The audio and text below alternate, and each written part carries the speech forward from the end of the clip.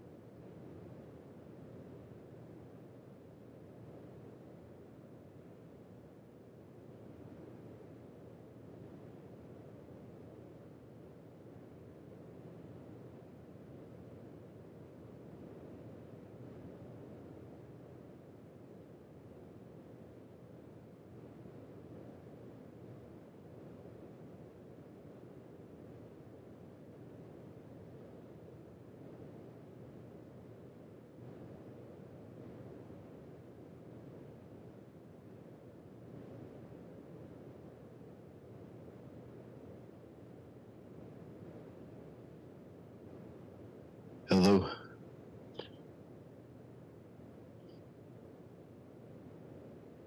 We can hear you. How are you feeling, Tom?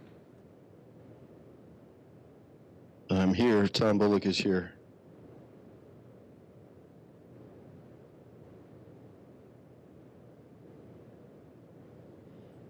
Maureen, are we good to go technologically? Okay, thanks. All right, we'll call Committee of the Whole to order. And I'll, pursuant to Lakewood Codified Ordinance 109.01B1, as the presiding officer of council, I'm calling for our committee meeting this evening to be held by video conference due to the special circumstance of the illness of Councilman Bullock. Well, we're not voting on anything anyway. But under Ordinance 109.01C, Councilman Bullock need not be present for the purpose of voting and determining a quorum. Okay, so next I will move to approve the minutes of the September 3rd Committee of the Whole without the necessity of a reading. Second. Motion's been made and seconded. Any discussion? Hearing none. All those in favor? Aye. And I will also move to approve the minutes of the September 9th Committee of the Whole without the necessity of a reading. Second. Motion's been made and seconded. Any discussion? Just like to thank our council staff for preparing both of those, putting a lot of effort and detail into that, so appreciate it. All right, motion's been made and second. All those in favor? Aye. And that motion passes. Okay, so we're on to report of the 2024 Charter Review Commission, which is our sole actual business to take care of, or real business to take care of tonight. And welcome back. Thank you all so much for being here and continued work on Charter Review. So last time we talked a little bit about two, I believe, of the 6 main areas. So just reminding everyone, the 6 recommendation areas are regarding salaries of elected officials, manner of amending legislation, charter amendments, ward redistricting, council appointment process, and ranked choice voting. And at our last meeting, we talked a little bit about ward redistricting and the manner of amending legislation. And tonight we thought we'd focus, I think probably gonna have more to really dig into with ranked choice voting to talk about that. I think folks had some more questions. So I don't know, Chair Dan, or did you want to say a few words about that or kick it off to one of your members? If you push your button. Is that, there we go. Yep, there you go. No, I mean, you know, we, I think, came to a consensus on what's in our report. And, you know, we've submitted that to council, and that's the recommendation that we made. I just, I want to note that we came to a compromise about recommending that this be embedded in the charter as an option, not as a requirement, to give council the opportunity to see what goes on. I believe 5 states have ranked choice voting ballot amendments that are pending this in this election, and so we'll have a lot more data and information about the viability and success, and they continue to take place in Maine and in Alaska.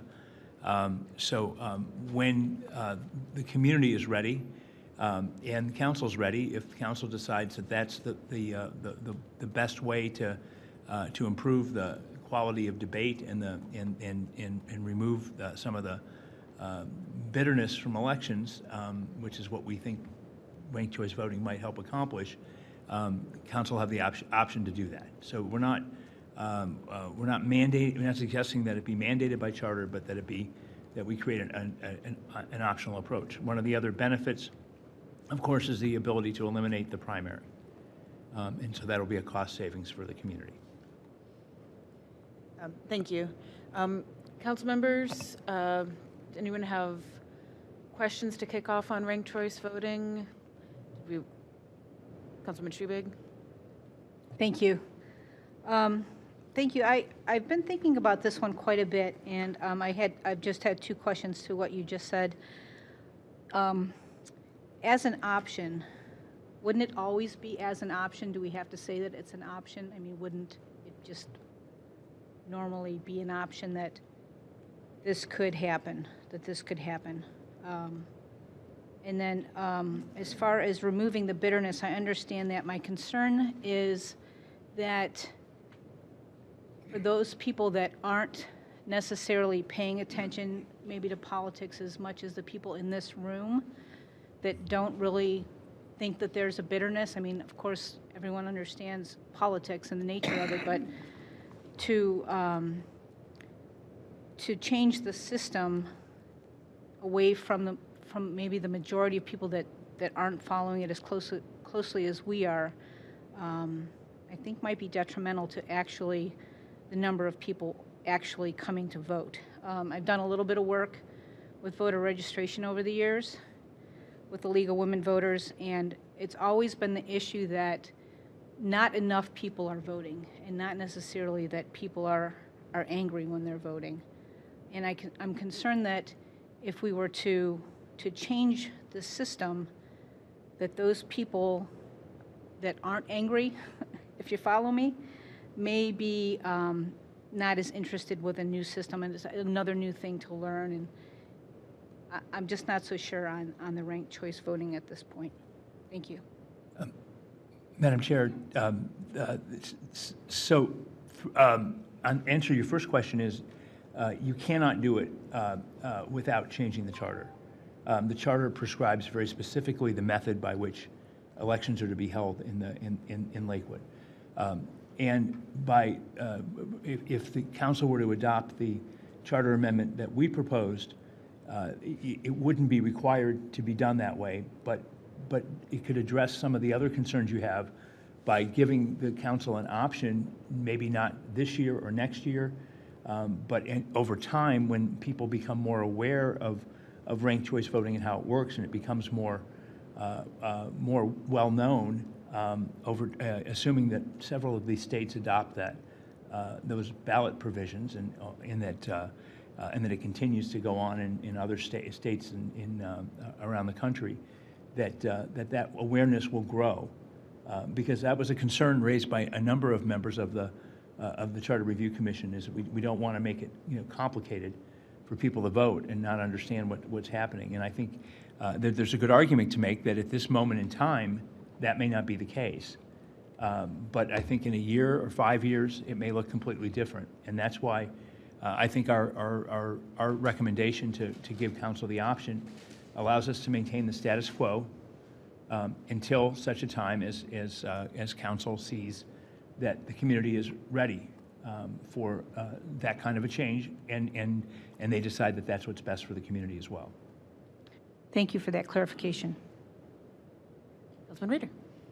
Thank you. I want to thank the commission for coming again, once again tonight, and all the work you put into this. I mean, it's a lot of work. I really appreciate y'all.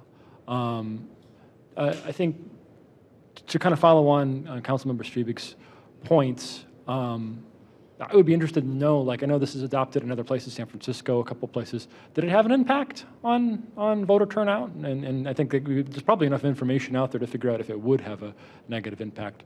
And my, like, anecdotal sort of experience is going to some of these house parties for rank the vote. I mean, I really got involved to try to figure out, like, what people were thinking about it. And they were, like, packed house parties. I think young people want a new system. I think older individuals who may be accustomed to voting are going to show up anyway, and this isn't necessarily going to be a deterrent, but it could actually incentivize some people to get there because it's something new and exciting and different, and at the end of the day, the actual results are going to reflect more closely the will of the people. That's the whole point. So I don't know. I think but it is important, I think, to know the data, to know if where this was done before, if it had some type of positive or negative impact on voter turnout. I'm supposing that's something that can be sort of known at this point, but I am in support of at least giving us an option at some point to do this. We only get to do these changes every 10 years. We could certainly do the changes at any other point, but historically we've only done these changes every 10 years. So to have to wait 10 years to put this into action when other communities are moving forward with it, I think this would actually put us in a better position maybe in 3, 4, 5, 6 years to do it. I think that would be a smart thing to kind of get ahead of the ball. So again, thank you for your work on this particular issue. Dean, do you want to address the councilman's question? Yeah. Thanks, Tristan, for that question. I could get you some figures on voter turnout if you wanted. It wouldn't take me more than an hour or so to do that. I think, from my perspective, more than turnout, it's about voter choice and voter representation. And there are studies that show that legislative bodies that adopt ranked choice voting become more representative, right? Minority groups tend to become better represented. Minority candidates have a better chance of winning. People also, I mean, when you think about the people who are really engaged in politics versus the people who are not, most people aren't engaging in politics in primary races, right? Which in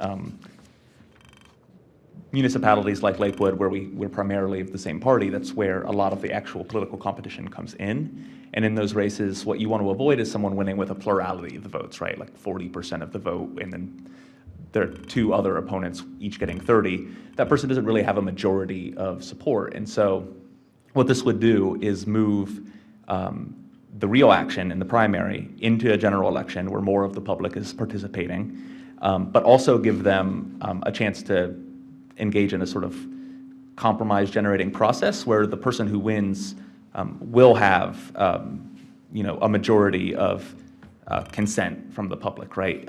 If not in the first round of voting, then through this iterative process by which they gain some amount of majority support.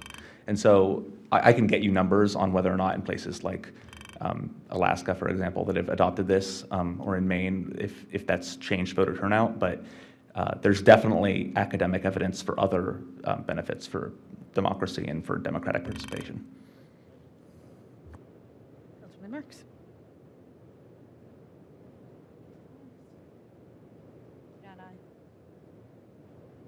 As I understand it, and maybe Director Swallow can clarify for me, if we include this, it would be on the voters would have to approve whatever we approve, so it would be on the ballot, correct? That's correct. So my concern is that, and I have been involved with League of Women Voters in the past as well. People are confused when they vote now. My feeling is that with ranked choice voting, they'll be more confused. And so I feel that I would have a concern with this language being on the ballot in November, because I don't think there's enough time for us to explain to people how it works. And there's not enough evidence in the United States to show that it works. Alaska and Maine, both of those states are not heavily populated states. I'd like to know who are the cities in Ohio that are working with this, and what is the evidence that has been shown in those communities to make a difference. I mean, we just struggle to get people out to vote. just to vote, let alone understand ranked choice voting. Because I believe, even as I looked at it, I was confused on how it works. So I don't think it's an easy process. I think it's a learned process, and it may have real advantages. But I would be concerned with this language going on the ballot in November, and people would be very confused. And so I really am not in favor of it at this point in time. Just to clarify before we respond, that this would not be for November, so the deadline to submit anything for the ballot has already passed. So the Charter Review Commission had a deadline to get us their recommendations. We do not have a deadline for what if any action we take on those recommendations. That's correct. And also, just to clarify, the language that we have proposed does not bind the city of Lakewood to doing this on any timeline. It merely presents the option. So should the more and more people become interested in this type of method and we see it tried out in additional places, we could present a 3 or 4 year runway to adoption to do the voter education pieces around what would the process be. I know also we've talked about Alaska and Maine having these statewide, but a number of municipalities have also adopted this. So Oakland, California, heavily, dense, very diverse population, implemented it while I lived there, and actually saw pretty different types of turnout that people were really surprised by, and also outcomes as well, which I think spoke to some of the excitement of that community in implementing something like that. I don't know what the latest and greatest, but I know that Shaker Heights and Cleveland Heights are both considering implementing this at the same time. So their charter review commissions are considering this as well, and I know that they've had some strong forward momentum in terms of approving it. So I do think that while it's not currently implemented anywhere else in the state of Ohio, there are municipality proof points in addition to state proof points about, effectiveness, rollout, lessons learned in terms of how do you explain this to voters? What are people's misconceptions about that? And that we would be potentially either learning from other Cuyahoga cities or other, learning alongside them about what could be. The body, we were not a monolithic body. This is one where we had some dissent. And that's me. I was the dissent on this. But my concerns are being voiced by a lot of other folks up there, and I get that. I tried to think about explaining this to my mother's friends who are 95. Why this language would be on the ballot. To talk about maybe a way in which we're going to change voting for council and the mayor, but not for school board. Try to explain that to those folks, and then you started saying, well, what immediate problem are we trying to address or solve? And I'm not sure that I was able to identify that. Then you say it's not been tested anywhere, and when people bring it up, they're being threatened with litigation. So what I said to my good friends on this group is, why don't we let other people beta test this thing? See how it plays out. You could amend the charter anytime. Councilman Rader, we don't have to wait 10 years. If 3 years from now you love ranked choice voting, and once I understood it, I got a lot of it, but I didn't see it solving a Lakewood problem. And someone's going to be the tip of that spear and fight this in court and pay money and take these battles, and we can see how that all plays out. To the people that love it, I hope they're all successful in getting ranked choice voting approved, and then we could come with a little more information. So. Thank you for that explanation. I had the same feeling. If I had to explain this to some of my friends, I was confused, but I'm an older voter too. So I'm the oldest guy in the commission. And a couple of these smart guys are going, I couldn't understand either one of them. I said, just slow us down for them. No, but it was not easy to understand the first pass through, but it is. I would say it's not a reason to not consider it. Right, I would agree. I would love for the League of Women Voters to do a study on it and make some recommendations based on their purview, because they are nonpartisan, and it would be interested to see what they would say. Who wants to, Angelina, do you want to, or who wants to? Well, I was going to say the League of Women Voters has recommended this and is supportive of ranked choice voting. So I just want council to understand that what happened with the ranked choice voting. I think that was one of the most heated conversations and discussions that we had. And from that dissent, I think we learned that the hurdles that we have to overcome. And so I'm very glad that we did have dissension in the room, because it opened up our eyes, like, oh, there are going to be these hurdles that we have to overcome, and I don't think they can't be overcome. And so the compromise that we came up with is to give council the option. So you vote to put it in front of voters, because we don't know if Lakewood voters are for ranked choice voting. And the only way to know is to put it in front of them and ask them the question. So by putting it in front of them, it's not saying that we're going to be adopting ranked choice voting, because we understand that there's Board of Elections issues, all those things that we have to overcome in order for it to actually happen. There's a lot that has to happen before that. But what it's saying is that once we determine that we want to move forward with this, and voters have said, yes, we want to move forward with this, then we can move forward with that. That's all that this option is saying. And that was our compromise that we came up with as a commission. I just might add one other footnote to Councilwoman Marks' question.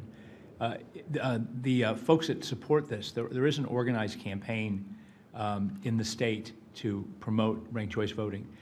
My expectation would be is if the council voted to put this on the ballot whenever next year, which would be, I guess, the soonest that would happen, that they would they would run an education program, because I think it's obviously important to them that they would use it as a moment to do that. So I think it would be a substantial education program that would go on, and I would certainly spend some time speaking to people about it and trying to help answer questions and educate. And I think there are a number of members of our commission that would do the same. Yeah, and I appreciate that. And Angelina, would you be able to send me a link to the white paper that the League of Women Voters wrote on this? Yeah. Yeah, if you could do that, I'd be interested in reading that. Thank you very much. Yeah, and to be precise about the way I'd use that word, the language was changed to allow you to consider it. I get that, but it's not like I signed up. I'm still not in favor of introducing the concept now to the voters until we have a real Lakewood problem that would justify the dedication of Lakewood resources to a conversation which will be very confusing to people from my generation. But it could happen a year from now. It could happen. People could all want to talk about it then. I'll just. Yeah, if you wouldn't mind, Chair. Yeah, I'll push back on that a little bit. I certainly appreciate how you're coming at this, and we don't want to confuse anybody more unnecessarily, certainly. But I don't think there necessarily needs to be a very prominent problem that we're trying to solve. I think what we've seen in how ranked choice voting has gotten groups involved that have historically not been involved in the process, and how this could lead to a greater diversity on our elected boards and commission, or the positions at which would be using this process, I think is certainly something advantageous and something progressive that a city could do to kind of move the ball forward without necessarily having a huge problem, where it's more of a looking forward instead of looking backwards type situation. But I just wanted to add that as a footnote. And again, certainly appreciate the perspective. And if we're going to do this somewhere, I think Lakewood's a perfect place to do it. And I really want to lead with our values. That's all. I'll get to you next, Councilwoman, but I just want to respond to, and I appreciate the diverse perspectives on this group, which shows, how thoughtful we can be as a community. I agree, certainly we never want to add more confusion to the voters. However, as those of us who have run for an at-large position before, where you have to explain to people that you get to pick three, you don't have to choose between, if you like Tristan, you can vote for both of us. If you like this person, you have to, and we have to explain that. How many times do you think you had to do it? Yeah, I literally did a video explaining it to the public when I was, Thanks. But, we explain it over and over and over and over, and I'm sure people still get confused when they go in. So that's sort of inherent already. And to the point about a Lakewood problem, I think there's two aspects that I can identify as the problem that could be solved or addressed, maybe not solved completely, but addressed with this is one, although this wouldn't affect the school board because we don't have the authority to do that. I think in our recent school board election, we saw clearly concern about some candidates, and the response to that was to go with the candidates that were perceived as the more certain to win, because you don't want to, if you vote for your first choice, but you think everybody else is going to vote for these three, and then somebody else could sneak in there and take that. So you're doing all this anticipatory of who's electable, right? And which is something that we as a city, a state, a nation have to continue to fight against, about the perceptions of who is electable.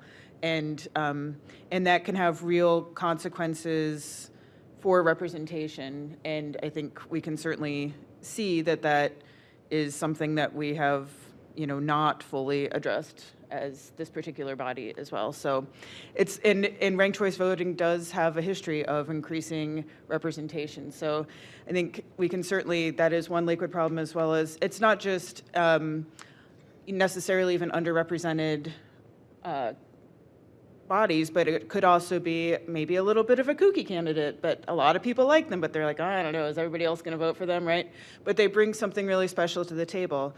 So I think it's really, I'd sent out to council an example of doing a ranked choice voting with like pizza toppings, right? So if I'll give you a choice of 7 pizza toppings, and you rank them, right? Which 1, 2, 3, 4, 5, 6, 7. And my first choice is, let's say my first choice is anchovies, but I know most people aren't going to want, that isn't, but let's say it is. I know nobody else is going to probably want anchovies. So I don't say that out loud. If we're doing this as a group, right? I'm going to say, oh, cheese is fine, because everybody's going to go okay with cheese, right? So then we all end up with cheese pizza. But what if there were 5 of us that wanted anchovies and just weren't sure that anybody else wanted anchovies, but in the privacy of our voting booth, we can do that. So just as an example of there's a lot of benefit to this, and I think it's worth considering. I promise, go, okay. Okay, Vice President Baker. Thank you, and I appreciate the fact that there can be disagreement, but respectful, and I think that's good. And what I will say is I think we've buried the lead a little bit, in the sense that we haven't talked about the primary, because I'd actually argue that may be a Lakewood problem. The fact that we have a primary in September when no one else does, and it has so for example, and the primary that I was in with 2 of my colleagues on the stage was 3 years ago today, I believe, and only 5,500 people turned out to vote, whereas the general election, I believe it was 12 or 11. So what you have is a situation where, and I see that you also dealt with the primary in here, where you said it could be set by council. So it could more align, could go earlier in the year, could go later in the year, whatever you want to do to more align with whatever else is on the ballot. But I do think that is a weird filter that can have some consequences that I can't even fully say, other than the group of 6 that went forward were selected by half of the electorate, right? And then the other half of the electorate played in on who of that 6, were the top 3. So I think that there is some problem we have here, particularly in races where there are more than 3 candidates in a 2-person race, for one position, or in an at-large race where you have lots of different candidates. And I do hear and appreciate everyone's concerns with how do you explain it. I would say that read the charter where it talks about just our old charter, and the average person wouldn't understand what that meant, right? I mean, it's charter, it's a legal document, so it is a little bit confusing, and throw up on top of it ranked choice voting. So what I'm curious though is the discussion within the Charter Commission about the primary, because what you've done is, in this kind of like consolidated group of edits, you've taken away the September primary and you've said a primary that's set by council. So was that discussed, or did ranked choice voting kind of like take the air out of the room?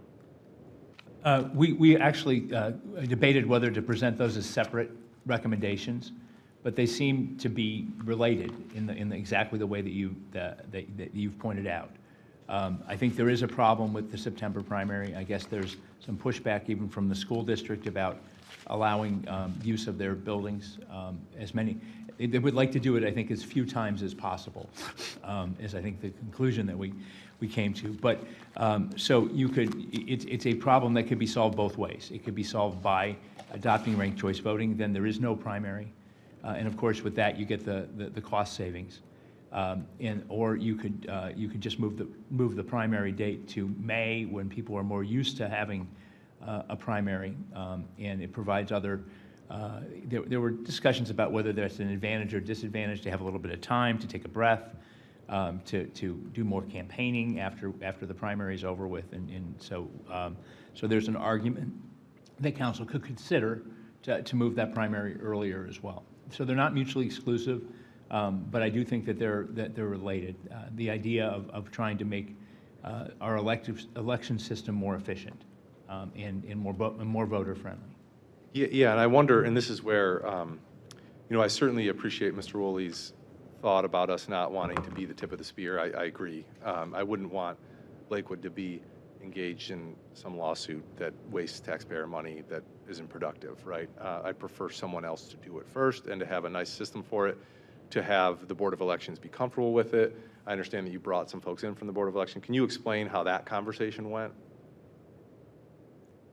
Anybody want to? They don't like I know generally government says we don't like change. But, Jen should take this one. Yeah. So we did bring in the Board of Elections. First, I had a conversation with Brett Lawler, and he was very discouraging. He said the county's not ready.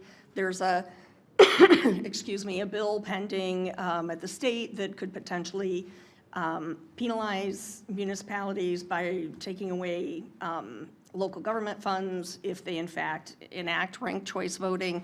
And the conversation with him at that time were all of the reasons that ranked choice voting would not work. The commission wanted to hear directly from him, so we invited him in. And again, I feel like that is what was presented. One of his arguments was the hardware that they recently purchased would not support ranked choice voting. However, through a little digging, we learned, what state was it? Was it Alaska? They have the same exact hardware and they're doing ranked choice voting. So, it hasn't been approved in Ohio yet, but I don't know that we were getting an honest, open response from them. I got the feeling that it's something that they just don't want to deal with right now. And he even indicated in Cleveland Heights that they've asked them to wait 5 years. Yeah, and I appreciate that. I mean, our Board of Elections have hard jobs, and I appreciate everything that they do to make sure that we have secure elections, and it's of national prominence, not just local. But what I will say is I think that ultimately this could give council a tool to save the city money. And what I mean by that is I don't know what it costs to run a primary election, but I know it costs something. And so if you have a system by which you enable when the Board of, I would not, so if we were in a situation in 3 years where this passed and folks in the community wanted us to implement ranked choice voting, but the Board of Elections came and said, we'll sue you if you do, then I would not vote for it, right? I would say we should go back to the regular primary system. But if in 4 or 5 years the county Board of Election has accepted it, and I think this is to Mr. Woolley's timing point, right? We would have the opportunity to do it later. But I don't see how the permissive structure of this particular recommendation would be that harmful in the sense that we could just continue doing things as we've done them, with the exception of making the primary more of a selective choice by council as opposed to it being the second Tuesday in September. And I make a plug for a book. It's called Politics Industry. It does talk about how ranked choice voting would help some of the ills we have in our election systems. So I think it actually is an elegant solution that the Charter Commission has brought forth, because it's more permissive than prescriptive. But I certainly appreciate my colleagues and Mr. Woolley's concerns. Is there a primary for the school board? There's not. Okay, yeah, thanks. Could I pick up on a couple of those threads, Kyle? The issue with the possibility of a lawsuit, especially with the bill in Columbus that would penalize municipalities for pursuing this, it came up several times across several sessions. It was very top of mind, and it's one of a handful of reasons instead of prescribing this, we opted as a compromise to give council the authority to make the decision, because should that bill pass, should Lakewood incur a heavy cost for pursuing this, council would be able to walk back from that ledge. Now there's an open debate about whether or not that bill would would be found constitutional under Ohio law, whether or not it would even pass. But we didn't want to lock Lakewood into something dangerous. And just to pick up on what you said at the end, the sort of grander theory of how this addresses like many of the problems in our society, which are on kind of sad and stark display this election season. We've spent a lot of time here talking about, and I think appropriately, the ground level view of this problem, what it would mean for Lakewood, what problems it solves in Lakewood, how Lakewood voters would adapt to it. And that is where we should be focused. But I just want to give a little bit of airtime here to the possibility that we could really model something that, should it be normalized, could have really profound repercussions for the state and for the country. Communities like Lakewood face a lot of headwinds out of Columbus, where the primary system has enabled an increasingly fringe group of voters to send an increasingly fringe group of legislators to the assembly. And a system like this is designed precisely to give voters in the middle, who are not well represented in Ohio's primary system currently at the state level, to have more of a say, right? To send more moderate, compromise-minded, reasonable people into positions of power. And I think that if Lakewood, maybe not as the first community to do it for all the reasons we've laid out, but if in a few years council wanted to pursue the option to make Lakewood a model for that change, which could eventually come to more and more places, voters would become more used to it slowly, and it could return some decency to our political discourse, I think that would be a really fine thing. And I didn't want it to let it go unsaid, even though the bulk of this conversation appropriately should focus on the city within we sit right now. If you were to put this before the voters now, we would need to educate them about ranked choice voting. Then you're going to have to educate them again, because they're not going to, 4 or 5 years out, whenever it comes up, you could do it again, right? So is now the time to have that conversation, or is it more effective to have that conversation as this thing ages a little bit? I mean, it could literally be ready for that conversation a little bit later, is my. Great. I just, I want to make a comment before I forget about, Councilman Baker brought up cost, and I do recall Director Rankator talking to us about the cost of the primary. I want to say $30,000 or $40,000, but that's the cost to the city. But also, again, those of us who run in a primary, the amount of money, it's probably double what it would cost as a candidate. And again, who can raise, that has consequences too about who can continue on as a candidate and who can raise those funds. So there's another element to think about. I do want to make sure to get to Councilwoman Strebig, because you were patient.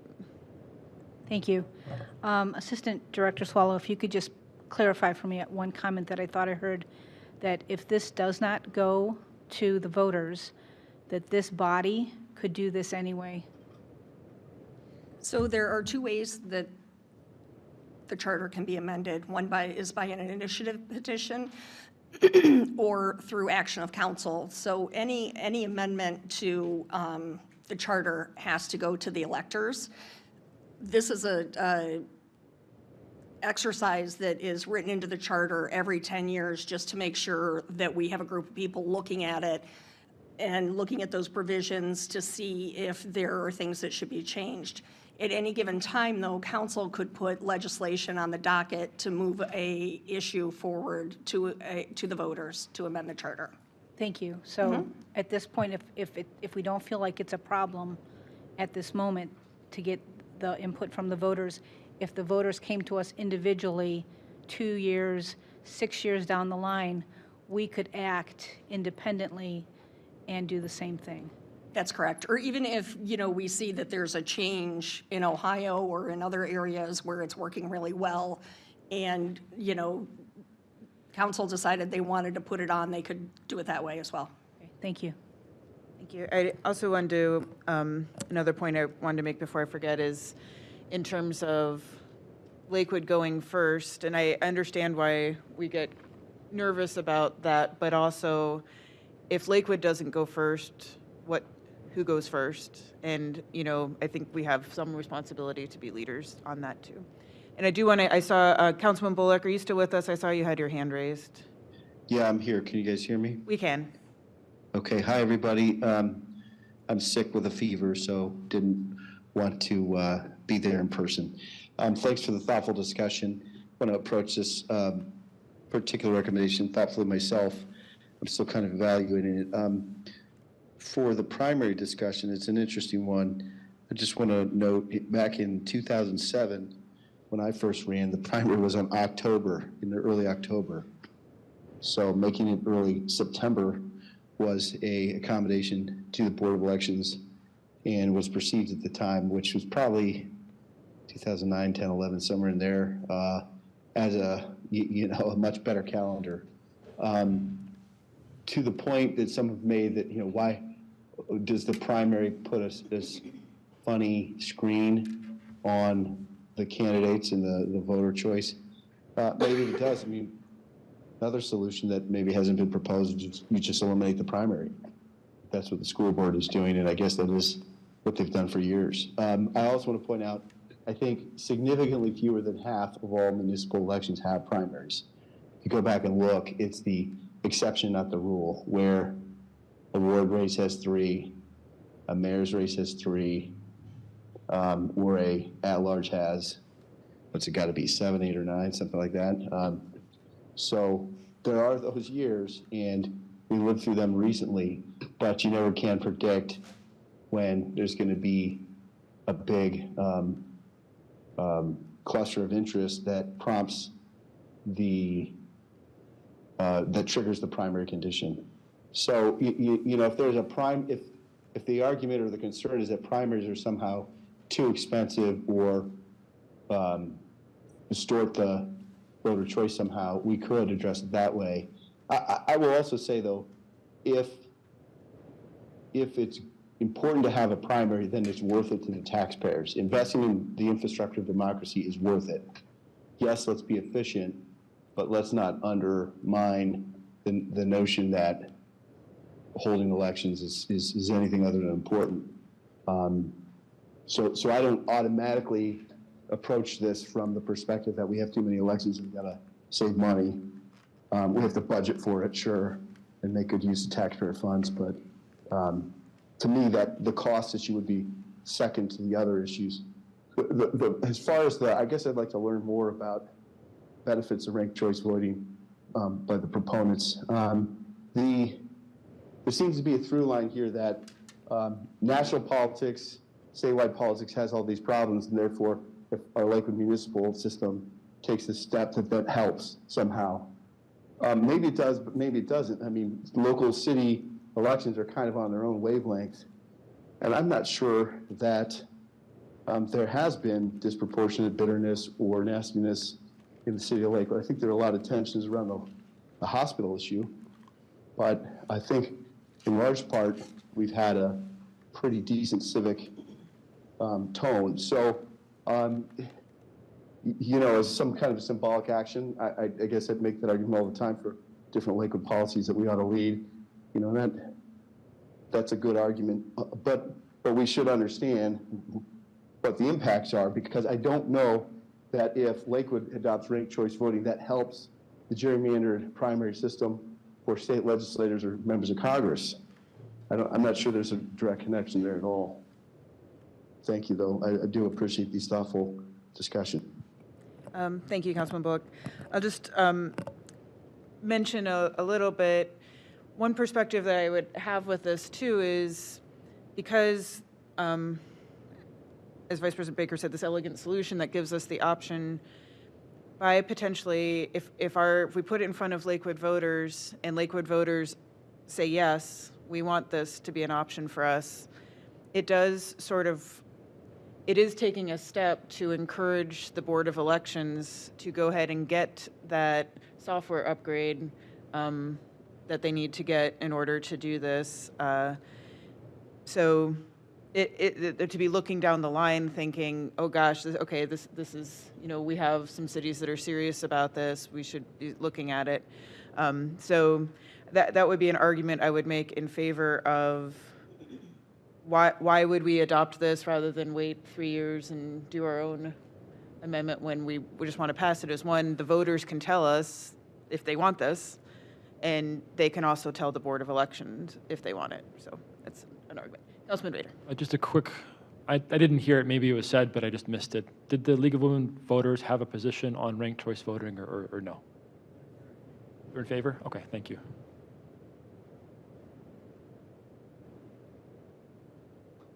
All right. So, yeah, go ahead. Thank you. Process question. So this is mainly for the law department.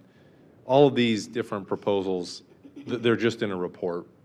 If council wanted to act on them, will we instruct the law department to create an ordinance for each one? Is that how it would work? Yes. Okay, thank you. And I guess my thought was once we'll keep going through all of them and then do a vote. Okay. All right. So great discussion. Thank you all very much.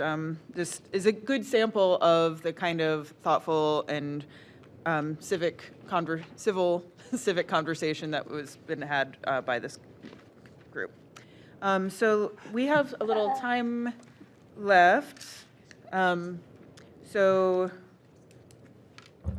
should we take a look at maybe charter amendments since we're talking about that?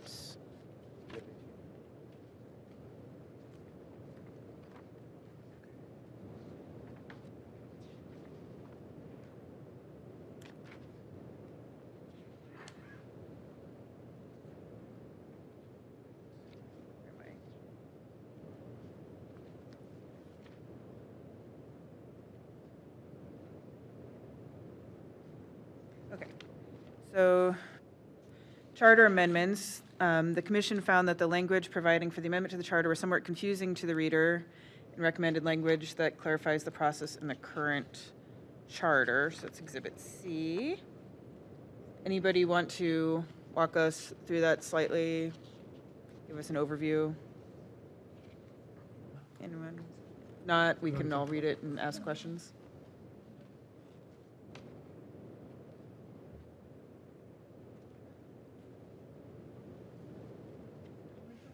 Yeah. Yeah, it was just to align it with some language in some other charters that we saw that very clearly state that there's two paths for amending the charter. One is a voter initiative-driven path, and one is a council initiative-driven path. It was written before in the conjunctive. We wrote it in the disjunctive to make sure that there's two different paths. Seems That's from a Lakewood High English education. Yeah, I was gonna say, you said you couldn't understand ranked choice voting, but you had that, conjunctions. I got that at Hayes Elementary School. That's right, how my yeah. kids go. Yeah. awesome. There you go. Yeah. All right, council members, any question about that language change? All right, this seems fairly straightforward to me. I don't have a great deal of, okay. Concerns? Okay, well, that was easy. All right, so. By the way, that was the one I was in charge of. That's what they give me, the low-hanging fruit, right, Mark? No dissents either. Wow. All right, so, and then let's maybe move on to council appointment process.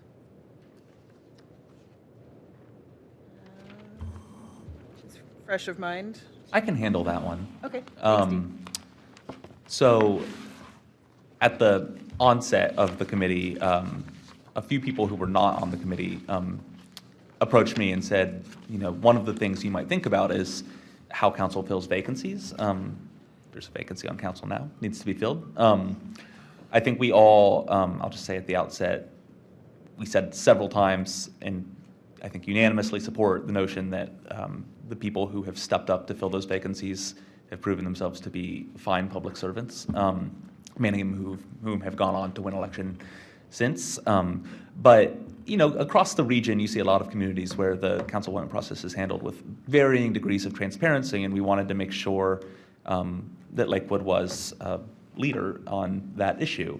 And we batted around various ideas for how to do that. I looked at, I did some of the preliminary research on this. I looked at other charters across the region for similarly sized cities. I looked at other major cities in Ohio. I looked at the Cleveland charter. I even found some debates at a city council meeting in Chicago, right, where they had an issue with how ward representatives were appointed. And what we found really was that the sort of standard operating procedure that council has typically followed is fairly best practice, but we wanted to codify it, right? We wanted to suggest that shouldn't be something that's optional, that there should be a sort of standard process for having conversations about filling council vacancies in the open. And we had a little bit of debate about, and it got kind of into parliamentary procedure, whether or not this should be done in executive session or not. And someone else I think could speak more clearly to that discussion, because I was less involved in that issue. But really what we were aiming to do was take what has typically been done and spell it out and into law, so that in the future, when the makeup of council will inevitably change with the passage of time, they will have to follow the same practice that you have so sagely implemented.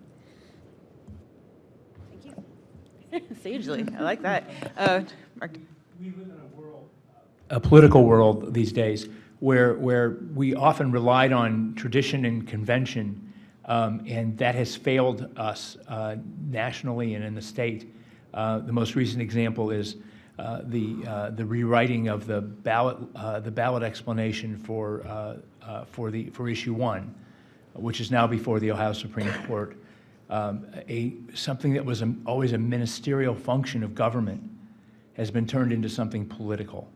And so we were actually quite impressed when we reviewed the process by which council has gone about filling vacancies in recent years.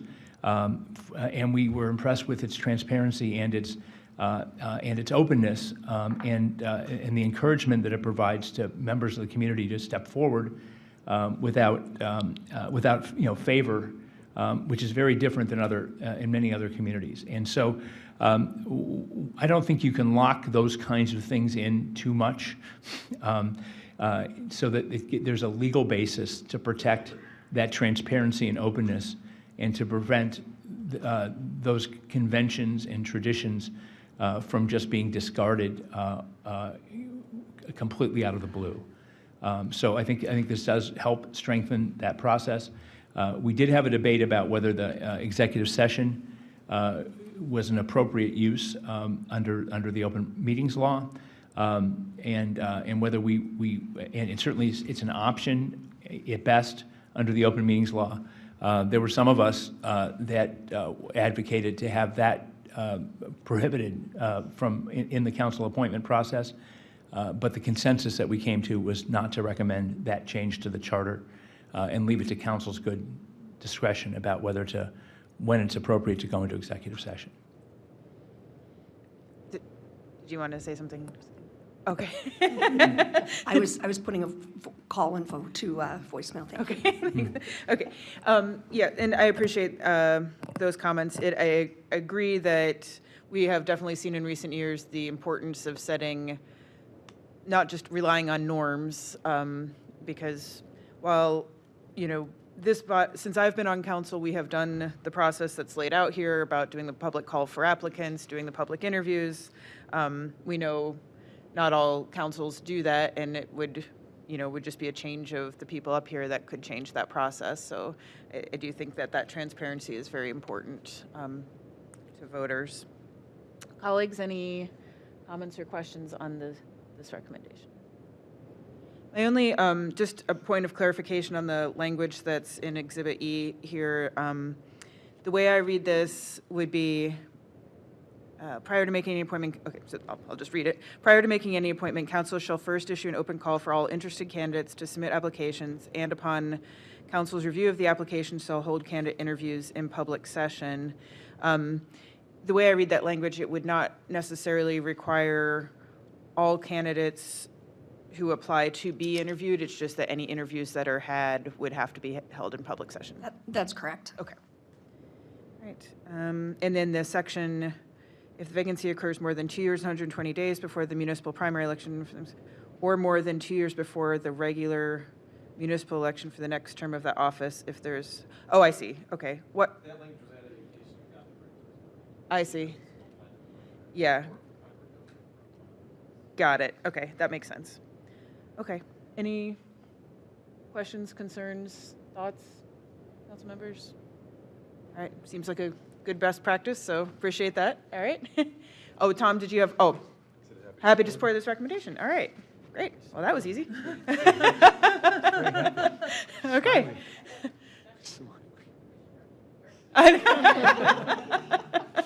Well, you wrote such a great report that it's easy to understand most of these. Okay, so we have about 10 minutes left. No, we'd have 6 minutes left. That clock is wrong. Okay, so we have left, we did order, so we really just have the salaries of elected officials left, right? That's the only thing we haven't touched on.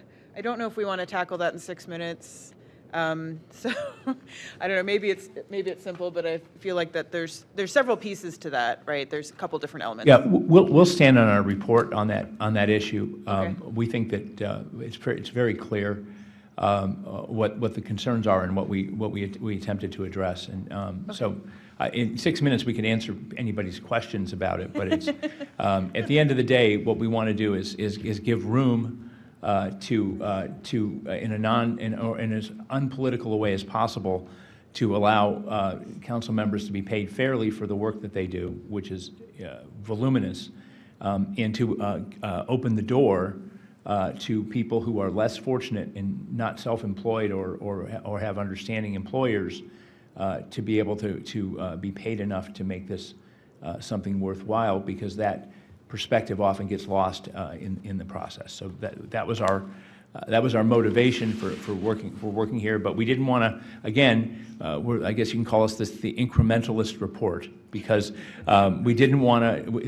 It was just changed recently to involve the Civil Service Commission and kind of take council out of it, and that really hasn't been tested yet. But we thought there were a couple of tweaks that could improve it going forward. Councilman Rader. Yeah, one question on this, since this may be the last opportunity we have to have you before us on this issue. I totally agree with your report recommendation for this on the council pay issue, well written, by the way. And I'll also add a little off this particular topic. I am incredibly impressed with the work you've done over the course of these months you've worked on this, and thank you so much for all the time and effort you put into this. Since, again, this might be your last opportunity to see in uniform setting, so thank you. My one question is, was there any dissent? Is there any, and how was the discussion around this sort of honed in on the recommendations that you made on this particular issue? Because I just want to get a sense if there was complete consensus. Okay. Very good. All right, that's even Jim went along with us. That's I figure this would be the last chance to kind of get the boards. And Madam President, which are words I wanted to say all night, I do want to recognize Jen Swallow's incredible hard work in support of our commission, and the law director Ernie as well. But really, she did all the work.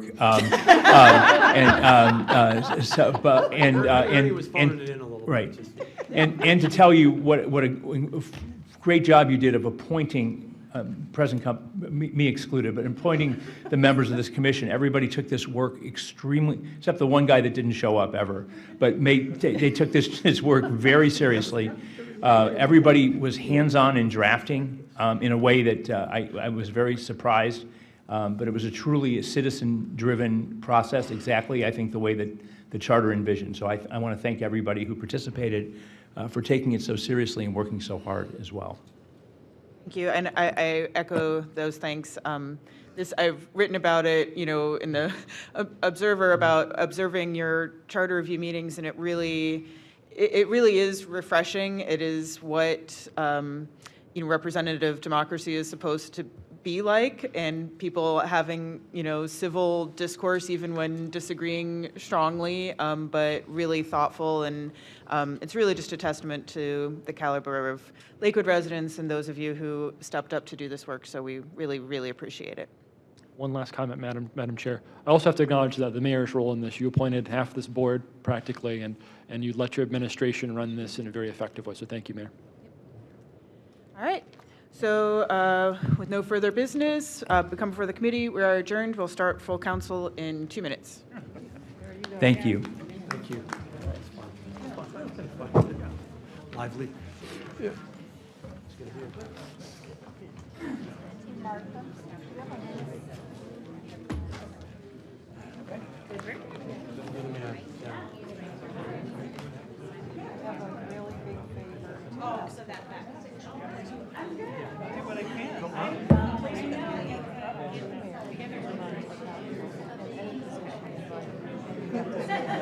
Not getting drunk tonight. Well, that is, no, I'm very, very serious about this. I want more council. And if you'd like, I'll help you.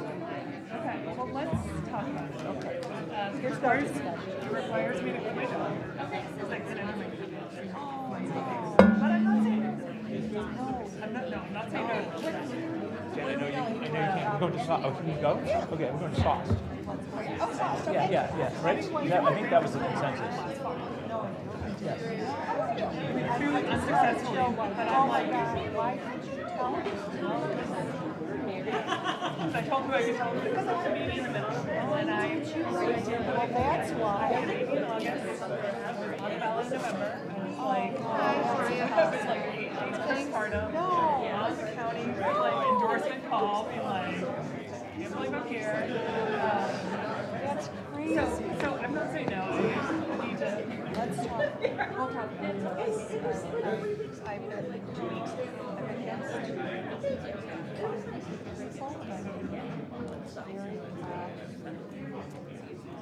it's important to me because I've lived here so long and now 2 of my kids live here, and hopefully 3 more will come back. And there's just certain things that are going on right now that we can't have here.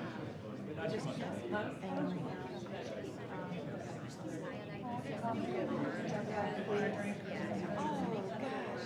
me so sad. But here's what happened is that everyone told me they're like, you're gonna run and you're not gonna win, but then every other door is gonna open. Yes, and it's opening. And it actually is true. Yes, it's really true. I love that. You are awesome, by the way. You're amazing. Do my best. You're amazing. Tell me what you do. I know basically, but Yeah, I'm self-employed now. I read it.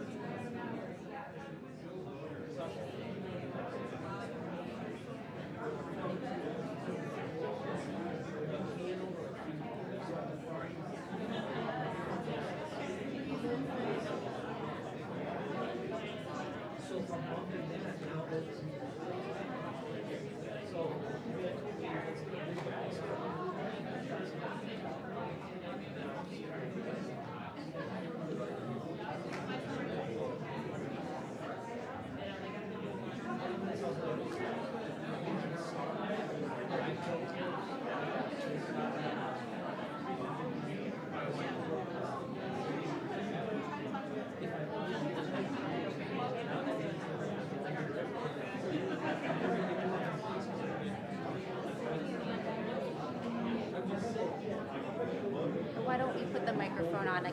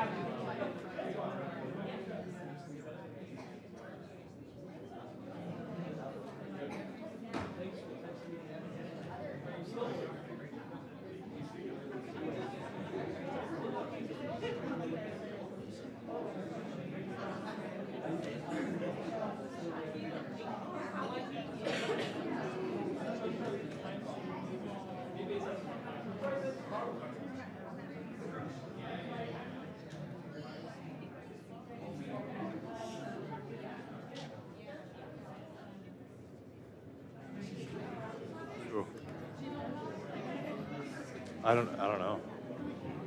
I saw him at the Heroes Run on Sunday. Saw him at the Heroes Run on Sunday.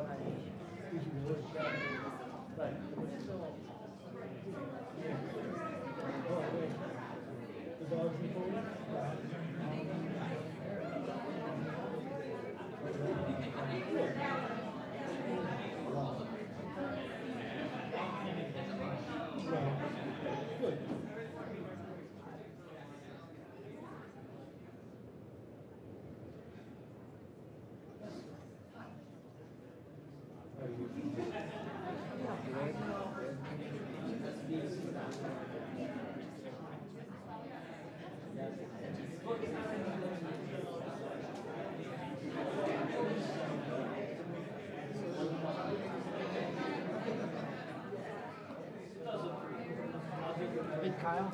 Kyle, do you have a minute?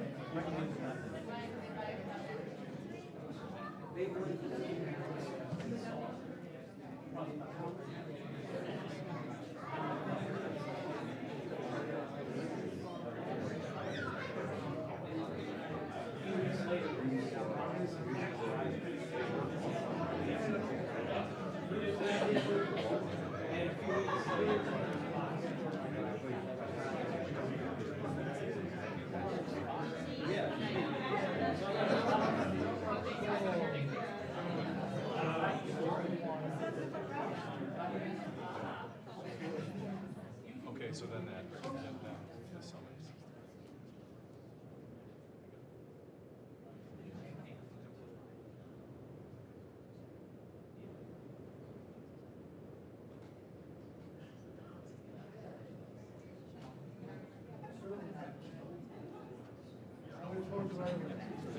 I can say that the process was started,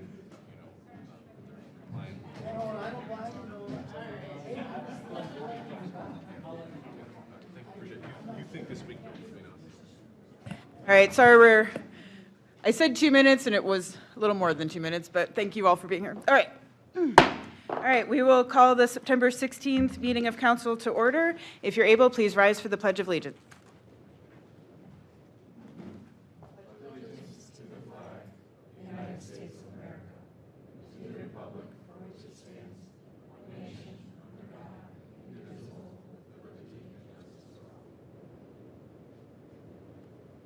Now pause for a moment of silence.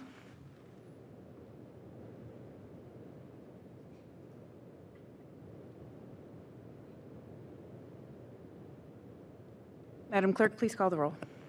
Baker? Here. Bullock? He's here. Oh, remotely, right? He should be here remotely. I'm wondering if he can say that he is here. Councilman Bullock, are you here? We'll get back to that. Keppel? Here. Marks? Here. Rader? Yep. Streebig? Here. Let's see if we can get Councilman Bullock.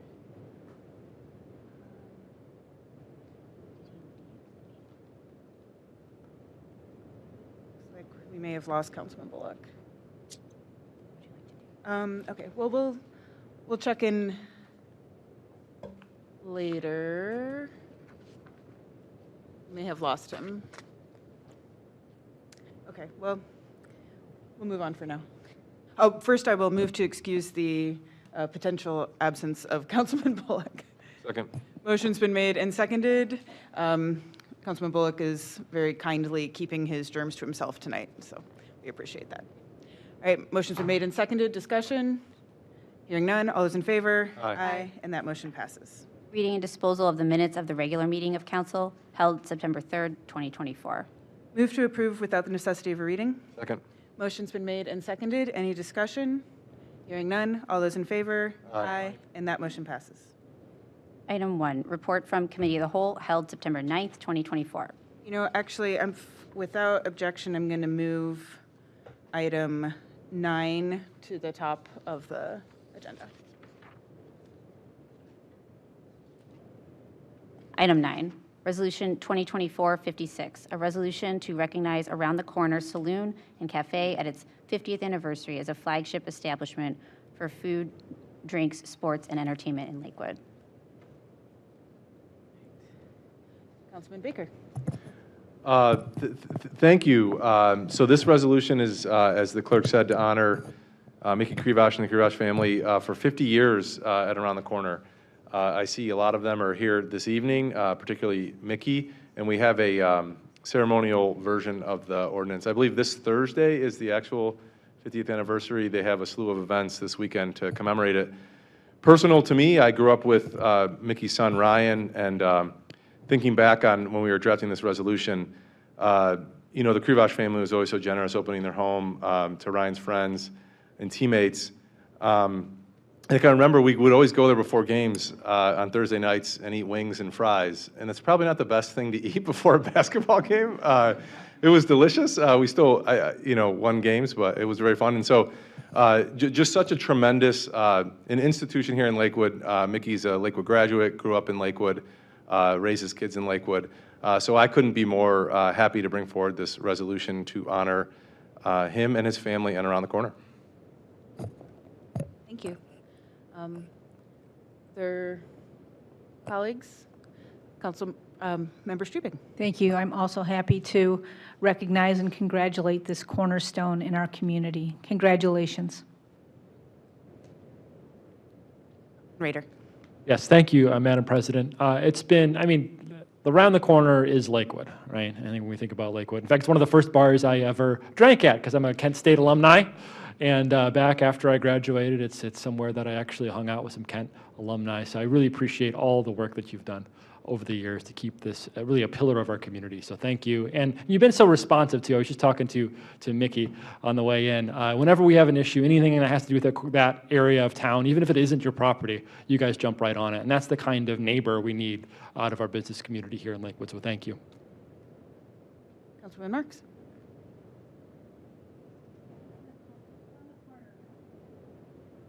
Around the Corner certainly is a landmark in Lakewood. We're so proud to have you here. You're such a great business to have in Lakewood. You're so committed to the community. It's wonderful. You set a great example. 50 years is amazing, 50 years. So you should feel very proud. We're so lucky to have you here in Lakewood. Thank you all for coming tonight, too. Thank you, and I'll just, I'll echo all those sentiments and add, you know, as a business owner, a smaller business owner myself, I can tell you 50 years in business is a tremendous, tremendous accomplishment. It's not easy to keep any business going for even 10, and let alone a restaurant, which we all know is an extremely difficult business, and to keep steadily going and as a pillar of our community is a tremendous accomplishment, and we're grateful to have you as members of our community. Great. With that, oh, and Councilman Bullock adds congrats to Around the Corner. Sorry, we're having a little audio difficulties tonight.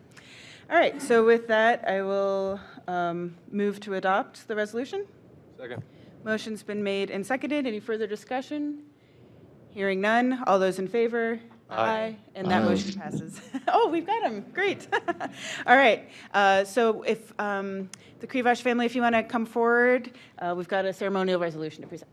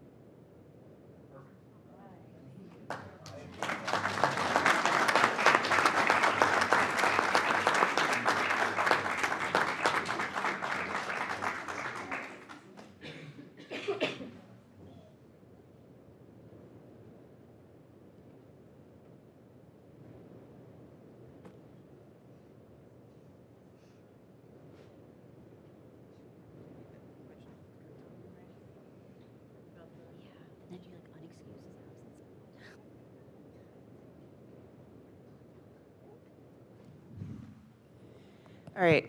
Before we move on, Councilman Bullock, can you say something so we know if we can hear you? Yes, hello, hi, everybody. Fantastic. All right.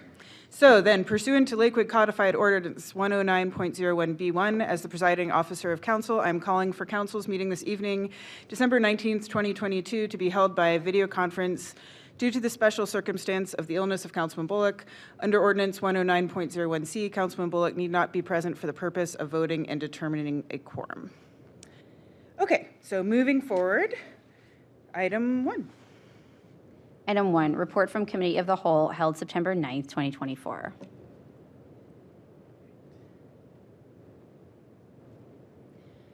All right. Dear colleagues, Committee of the Whole met September 9th to continue the process of filling the vacant Ward 2 council seat.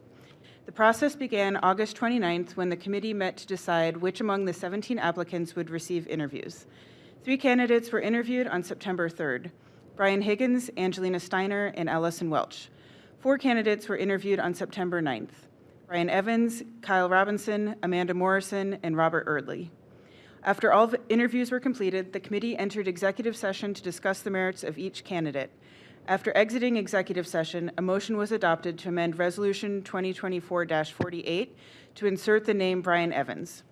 What stood out about Mr. Evans was his longstanding commitment to the city and the outcomes of that commitment.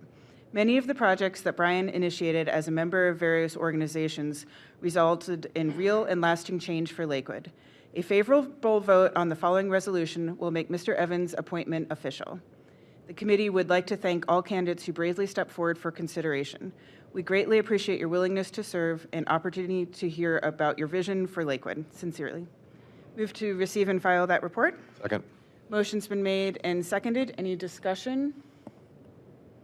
I'll just reiterate again how much we really appreciate all of the candidates who put themselves forward. We really had a high caliber to select from, and we're grateful for all the Lakewoodites who were willing to step forward. A motion's been made and seconded to receive and file that report. All those in favor? Aye. And that motion passes. Item 2, substitute resolution 2024-48, a resolution to take effect immediately appointing Brian Evans to the Ward 2 seat on Lakewood City Council beginning immediately and ending December 31st, 2025. Move to adopt. Second. Motion's been made and seconded. Discussion? And I'll just add to my, I will add to my previous comments that Brian has been really a pillar of our community. We received numerous letters in support of his appointment from members of Ward 2 as well as the Lakewood citizens at large, talking about his experience on the Architecture Board of Review, the Public Art Advisory Board, authoring the Kaufman Park Master Plan on a volunteer basis with Lakewood Alive, serving on the Lakewood Alive board, just story after story of Brian serving in ways both public and when eyes weren't even watching. We got a letter that mentioned him carrying sandbags up the stairs from the old Lakewood Alive office, doing the hard work that isn't necessarily noted or receiving accolades, but doing that work anyway, calling it, we got letters from neighbors talking about how his service inspired them to also get involved and serve. And so it was really meaningful, and while we had tremendous candidates apply, Brian really stood out. So that's what I have to say about that. Councilman Rader. I had coffee before this. I apologize. I'm talking a lot. But Brian, thank you for applying, first off, putting your name out there. And also, I just want to note, I went to your block club party on Arthur, and I must have had 5 or 6 people come up to me and tell me their pretty honest opinions, because there was a keg involved at your block club, about you, and they were all glowing. I think it means a lot when your neighbors, who you don't choose sometimes, have just amazing stories about you and how just involved you are on your street and your community. I think it really is a testament to, and a reason why you're here. So thank you. Happy to support. Councilman Marks. Brian, I've known you a long time, but I was really amazed at your resume when you sent it in. So I've known you a long time, and I've known you've been involved, but wow, you really have been involved and very committed to the city. So I was glad that you applied, and I'm glad that you got the appointment. So welcome. Councilman Schriebig. Thank you.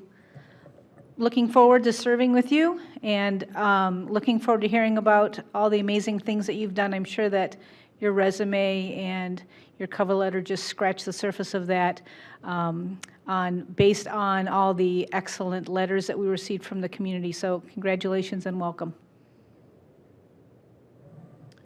Brian, look forward to working with you. You certainly put your time in the community and all the community involvement you've had.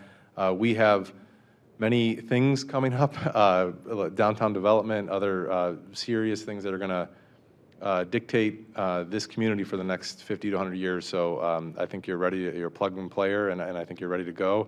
And I welcome you as a colleague. I will say to the other folks that applied, as Council President Keppel said, very impressive group of folks. I was actually in an appointment contest with President Keppel, and she won. She's the better person. But we came to be colleagues later and work really well together. So I would say that this is part of the process to the other folks that didn't get it, but stay involved in the city, much like Brian has. And you too may be on council one day. So thank you, Brian. Look forward to serving with you. Councilman Bullock did add into the chat his congratulations as well. All right. So we have a motion and a second to adopt the resolution. All in favor? Aye. Aye. Oh, we got him. Okay. And that motion passes. And Item 3, oath of office of Ward 2 Member of Council. I want to thank Judge Neff for joining us this evening to perform the oath.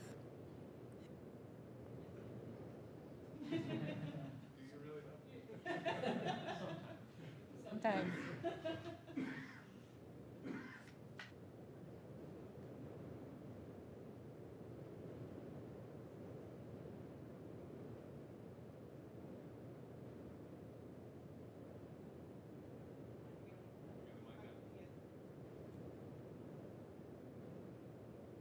There we go. Okay. I, Brian Evans, I, Brian Evans, recognizing my duty to the citizens of Lakewood, recognizing my duty to the citizens of Lakewood, do solemnly swear that I will support the Constitution and laws of the United States of America, the Constitution and laws of the United States of America, the Constitution and statutes the Constitution and statutes of Ohio, of Ohio, and the Third Amended Charter and the Third Amended Charter and ordinances of the City of Lakewood, and ordinances of the City of Lakewood, that I will not be influenced by any consideration except that of merit and fitness in the appointment or discharge of employees,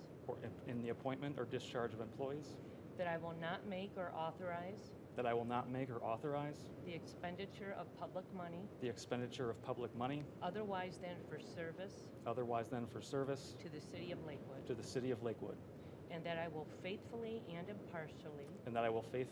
impartially discharge and perform all of the duties incumbent upon me as the Ward 2 Member of Council, according to the best of my ability. Congratulations. Thank you.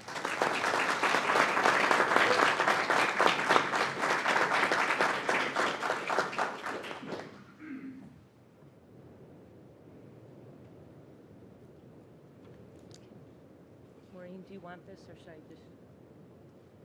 Okay. Congratulations, you'll do an excellent job. Thank you. Yep, you can come on up. If you want to get a picture with your family first, you can. We can do it real quick. Yeah, come on up. It's kind of a special moment. Maybe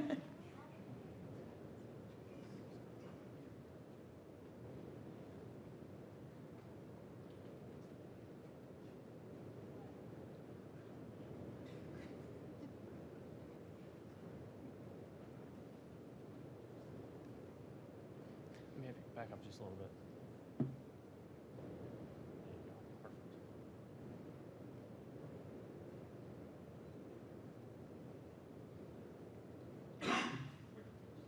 All right. Ready? 1, 2, 3.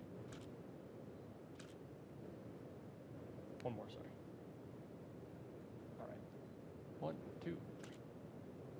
Perfect. Thanks.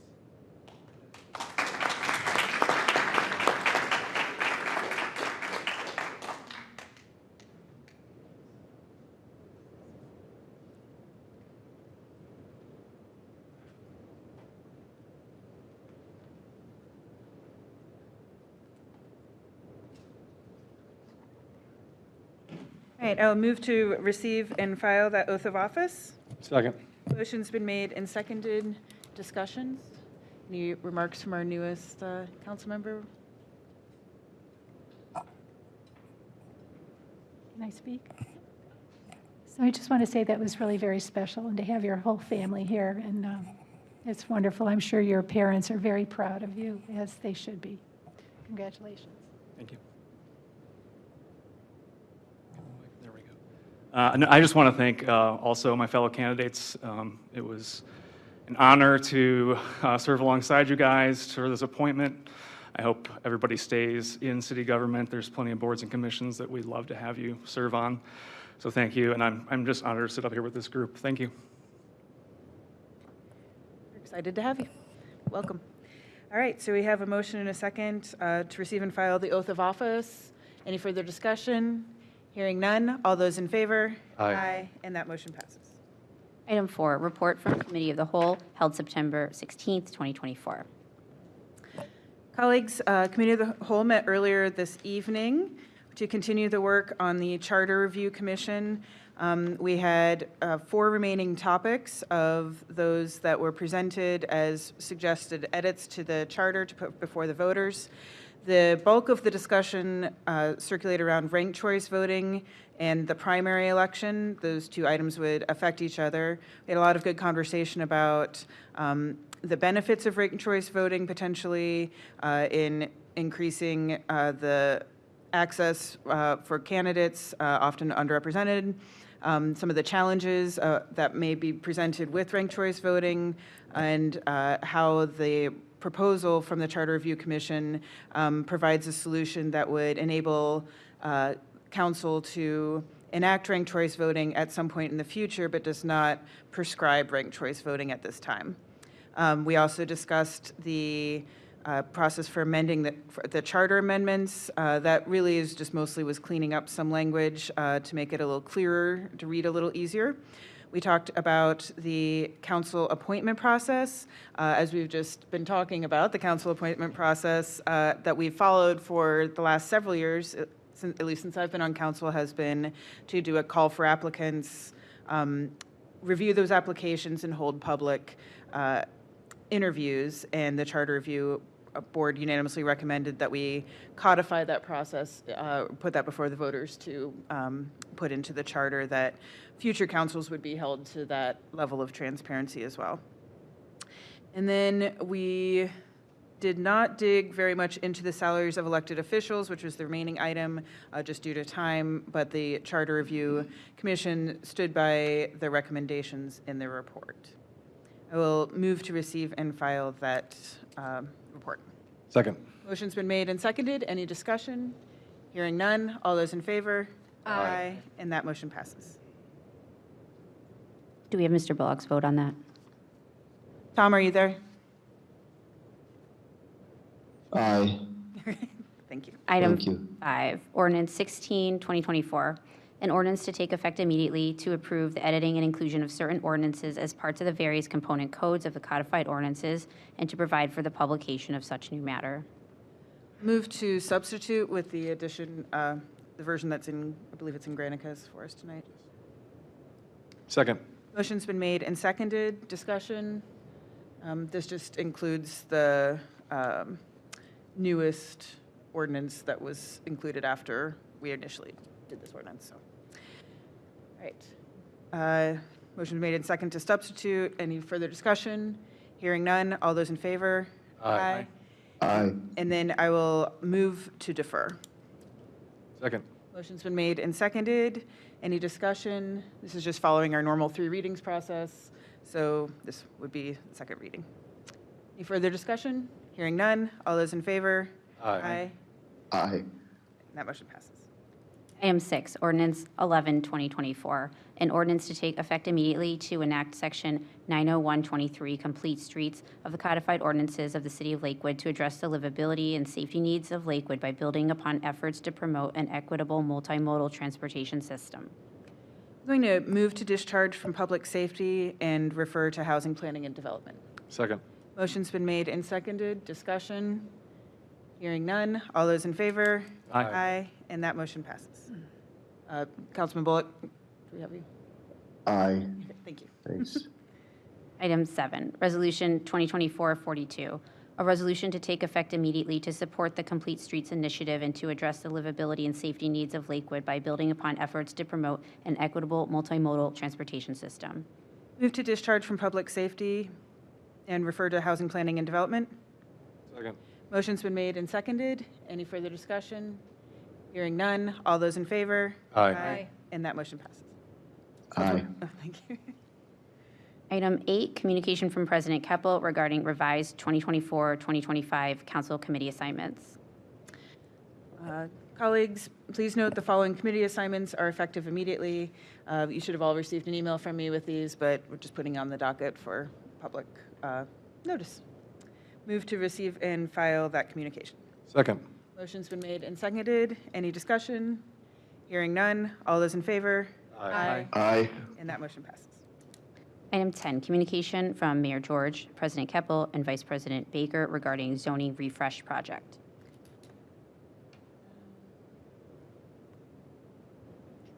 Okay, thank you. Mayor George, do you want me to take it? Do you want to take it? Okay. All right. Dear members of council, during the last week of August, the city's zoning refresh project officially got underway with a series of administrative meetings, advisory focus group meetings, and a public open house event. Under the supervision of the Department of Planning and Development and supported by the consulting firm Housel Levine, this project will work through several distinct steps over the next 15 months to revise and refresh the city's planning and zoning code. Most of our existing zoning code was last revised nearly 30 years ago, and over the interim years has been subject to necessary but piecemeal updates that have resulted in a patchwork of regulations and processes that need a contemporary refresh. To develop the refresh code, the process will move through existing conditions, conformity analysis, district and use standards, development and sign standards, and subdivision standards, zoning procedures, and definitions. At each step, information and engagement opportunities will be published at the project website. For easier access, this project site will be linked to the city's homepage for easier access. Throughout the process, the project will be advised by a Zoning and Planning Advisory Committee, ZPAC, consisting of members of the administration, City Council, the Planning Commission, as well as representatives from Lakewood Alive and the local business development community. We look forward to this project and the much-needed zoning refresh, code refresh that it will deliver. I will move to, I think, maybe refer that, what's that? Housing planning. Do you have a preference? Let's refer to housing planning and development. Second. Motion's been made and seconded. Any discussion? Hearing none. All those in favor? Aye. And that motion passes. Aye. Item 11, August Finance Department report submitted pursuant to LCO 11103. Move to receive and file. Second. Motion's been made and seconded.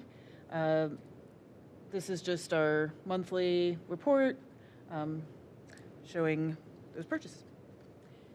Any further discussion?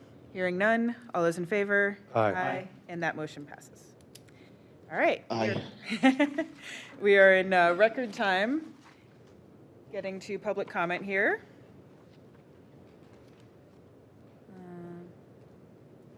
So first up, we have Kim McDonald. And just for public comment, you just come up. Looks like the mic's actually already on, so you're good. You'll have up to 5 minutes. Please address remarks to the chair and keep remarks civil, and away you go. Thank you very much. My name is Kim McDonald. I live on Bunce Road, 1460, which is, for reference, between Detroit and Franklin Boulevard. I'm here to comment and question the Bunce Road refurbishing project.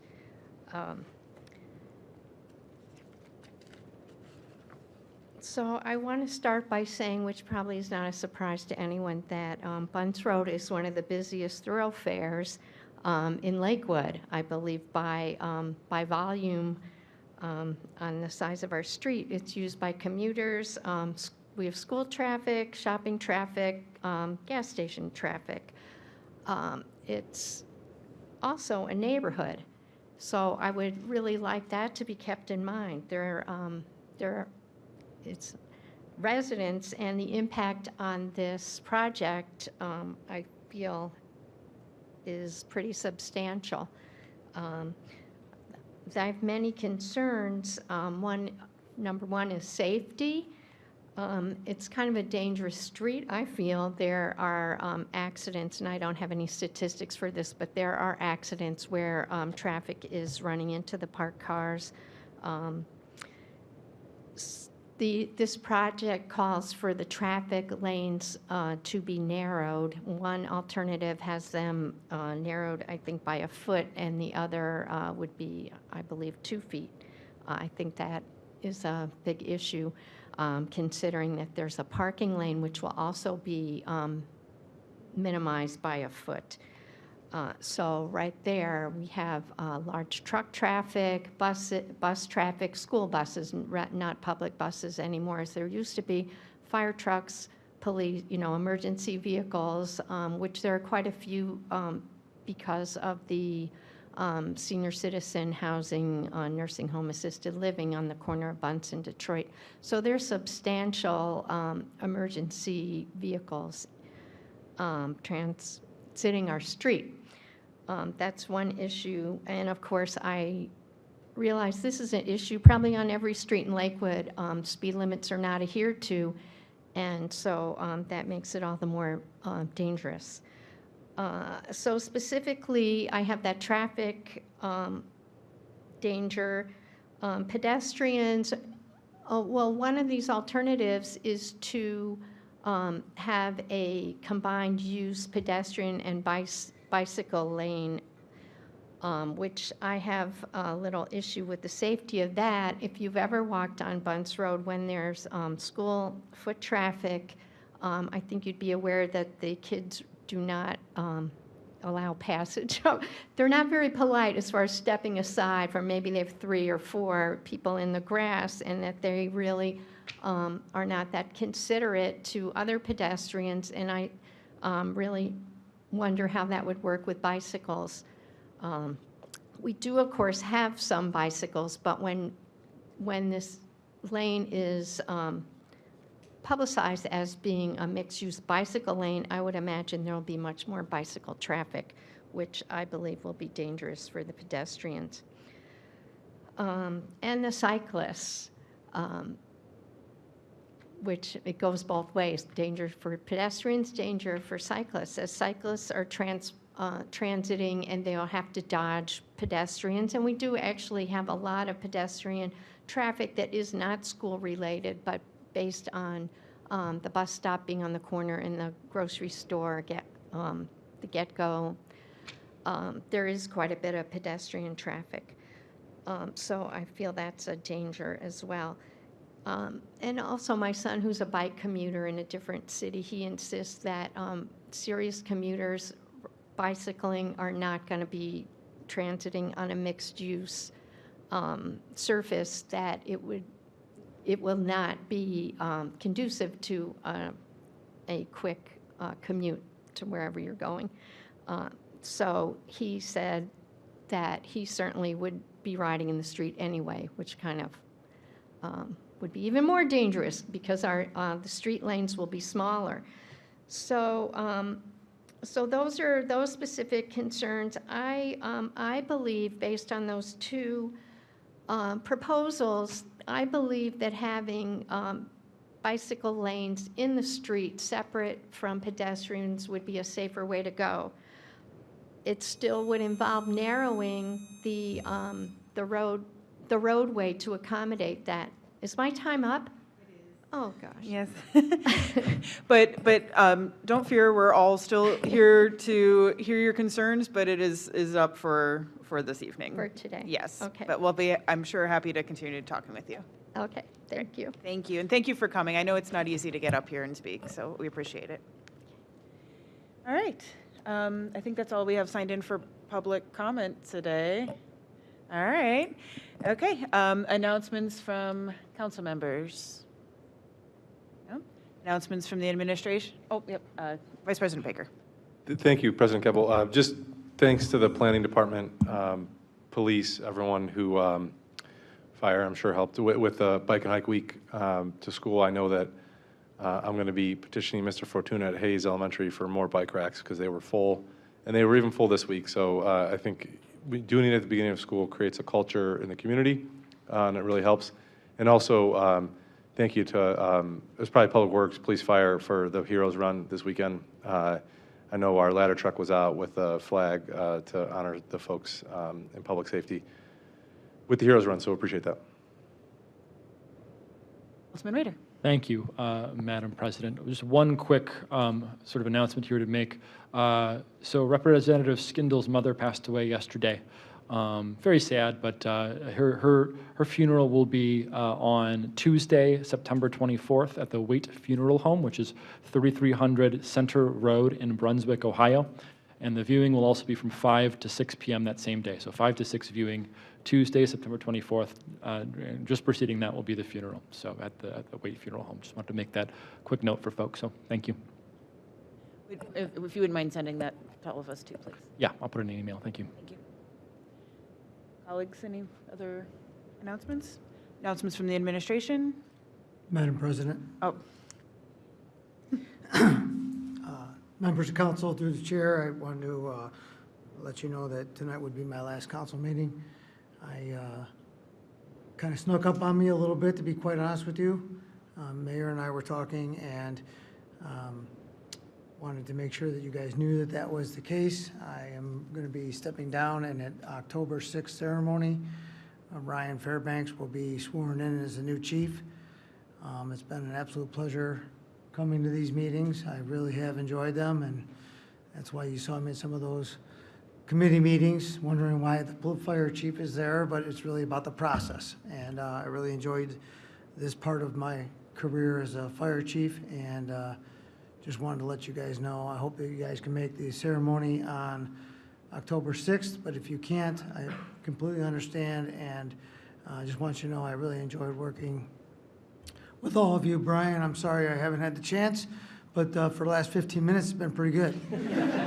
So good luck to you, and I tell you what, the working in the city and working for this administration and working together, there really is a sense of a family and community here, and I'm sure you're going to add to that. So good luck to you, and thank you very much.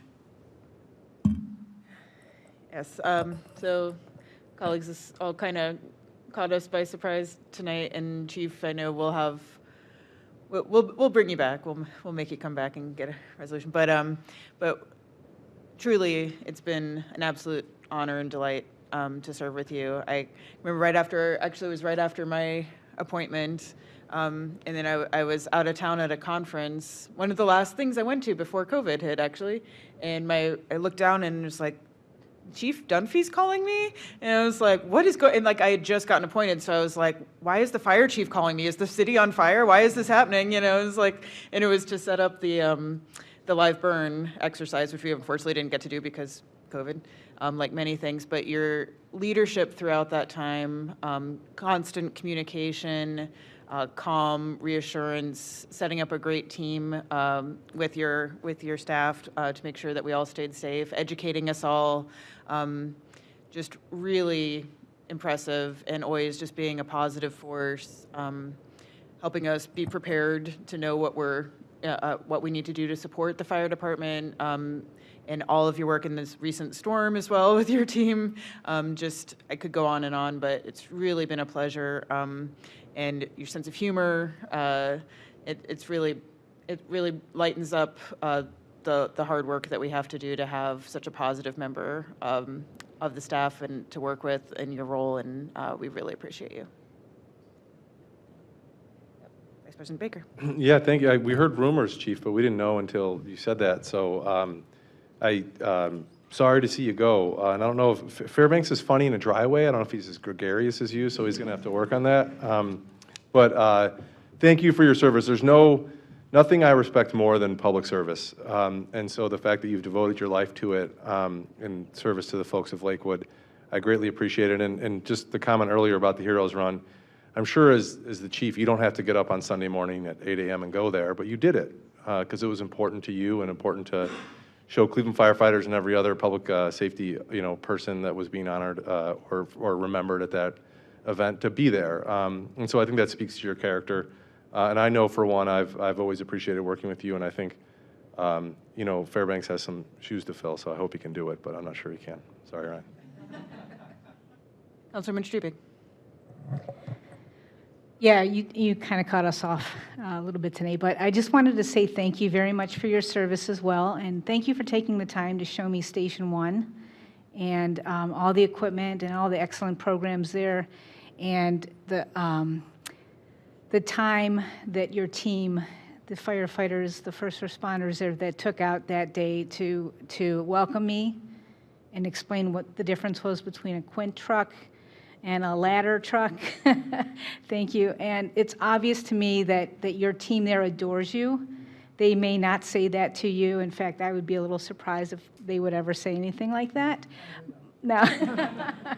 but I will say that to you. Thank you so much for your service. You're adored by many people. My turn. Thank you, Madam President. Yeah, I just heard about this before this meeting, so I thought we had more time. But it's been an honor, a true honor, serving with you on this body, and I think you've taught me as well as a lot of us of the, we know that the fire service is really important, but your just engagement, as Council President Keppel mentioned, that you're just always there to take our calls and to make sure that we know what's going on and that you're lifting people up in your own department, and the fact that you've got a replacement ready to go. It's just fantastic. Your leadership's going to be sorely missed in this city. It's been an honor serving with you. And I think this council, this body, everybody in this room who's worked with you, I think one of the things you're leaving us with is that we will continue to fight for you and you guys and gals on the fire service to make sure they have exactly what they need to keep serving this city and the capacity and the form that you've led them to over the last few years. So thank you, Chief. Councilwoman Marks. Well, Chief, I can't believe you're leaving already. I didn't even get to work with you that long, but it's been a real pleasure. I mean, when I came back onto council, you were so welcoming, and I appreciate that. And having had so much of a personal experience with the fire department, I can tell you that your leadership really creates a great team of men and women who respond so patiently and kindly when they respond to residents in the city of Lakewood, and I can speak from experience with that. It was an honor to have them into our home and taking care of my husband, and one time for myself. And they came in and wanted to know where Jake was, and it was, well, you're here for me this time. But they wonderful men and women who work in your department, and I have to attest your leadership to that. And I'll miss you, and I hope you come around and grab a coffee or something. Coffee with a cop or coffee with a council person. It would be nice, but I hope you enjoy your and I hope you enjoy your retirement. So you've been great service to the city of Lakewood. Thank you so much for taking such good care of us. And I'm going to go on that live burn, and you're not even going to be there. You know but well, I'll let you know how they do. Okay. All right. I wish you lots of luck. Now, actually, my first time saying this, Councilman Evans. Chief, sad we didn't get a chance to work together, but I know from previous interactions and from your just stellar reputation in the community that you're beloved by a lot of folks, and I think you're going to be missed by so many here, so just thank you for your service.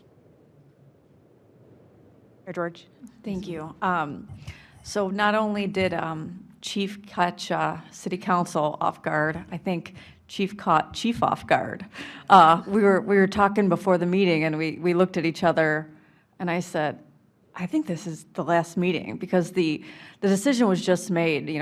Chief was going to leave in November, and as we were sitting down with soon-to-be Chief Fairbanks and other leadership in the department, we were trying to figure out timing, and in a true Chief Dunphy fashion, he made the decision what was in the best interest of the department, trying to figure out the timing and who's going to be sworn in what. And he said, you know what, I'm going to do what's best for the department, and I'm going to step down on the date of the ceremony so that Fairbanks can be sworn in properly that day, as well as the new fire marshal. So that says quite a bit about Chief Dunphy, is that he's always looking out for his team and what's best for the department and what's best for the city. So before I start crying and you start crying, I'm gonna stop now, because we're gonna celebrate you a lot over the next couple weeks, and truly, truly thankful for your service to this community.